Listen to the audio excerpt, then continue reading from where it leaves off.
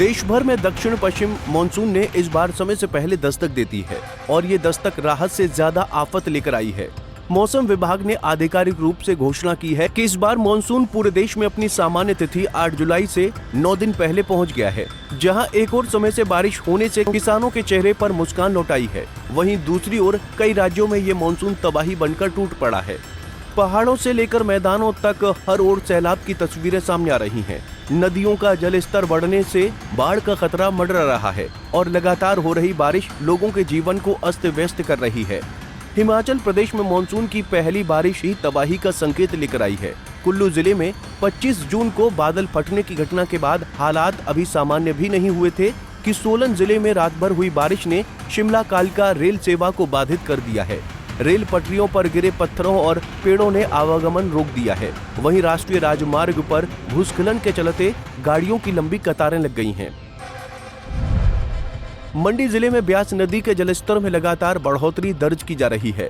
Larji dam से पानी छोड़े जाने के बाद पंडोह डैम के सभी गेट खोलने पड़े हैं, जिससे इलाके में और अधिक खतरा पैदा हो गया है।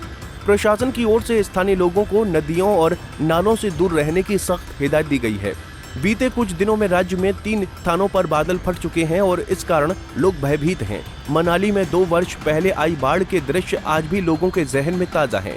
अब एक बार फिर व्यास नदी रौद्र रूप धारण कर चुकी है और अपने मार्ग को बदल रही है।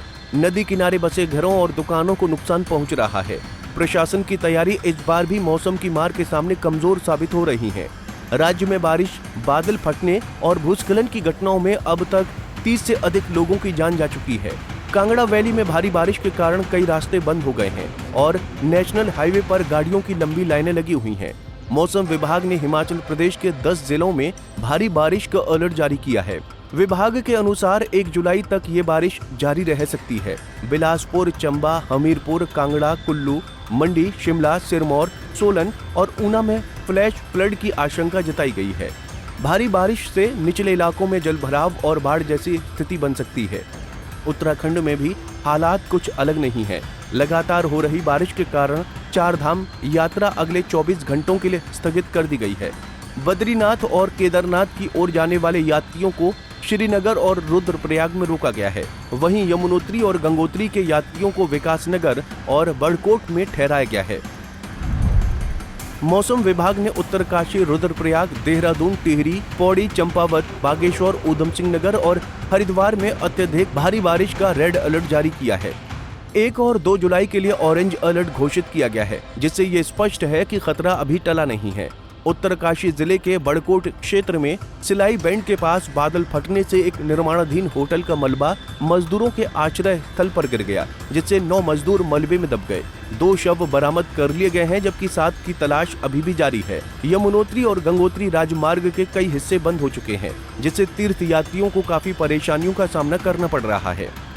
झारखंड के रामगढ़ जिले में स्थित रजरप्पा सिद्धपीठ के पास बह रही भैरवी नदी उफान पर है। नदी में तेज बहाव के कारण एक युवक की जान चली गई। जमशेदपुर में मैदानों की जगह अब तालाब बन चुके हैं और पूरा इलाका पानी में डूब गया है। पूर्वी भारत की बात करें तो बिहार में पटना सहित 10 जिलों में भारी बारिश का अनुमान है। ओडिशा के मयूरभंज में बुधबलम्बा नदी में तेज बहाव के चलते बाढ़ जैसे हालात बन गए हैं। राजस्थान के पाली में भी भारी बारिश के कारण सड़कों पर सैलाब जैसा दृश्य बन गया है। उत्तर प्रदेश के प्रयागराज में गंगा नदी का जलस्तर तेजी से बढ़ रहा है और इसका रौद्र रूप लोगों में डर पैदा कर रहा है। देश के कई हिस्सों में मानसून राहत कम और आफत ज्यादा बनकर आया है। मौसम विभाग ने पूरे उत्तर भारत में अगले 24 घंटों के भीतर भारी बारिश की संभावना जताई है। ऐसे में लोगों को चाहिए कि वो सतर्क रहें और प्रशासन के निर्देशों का पालन करें।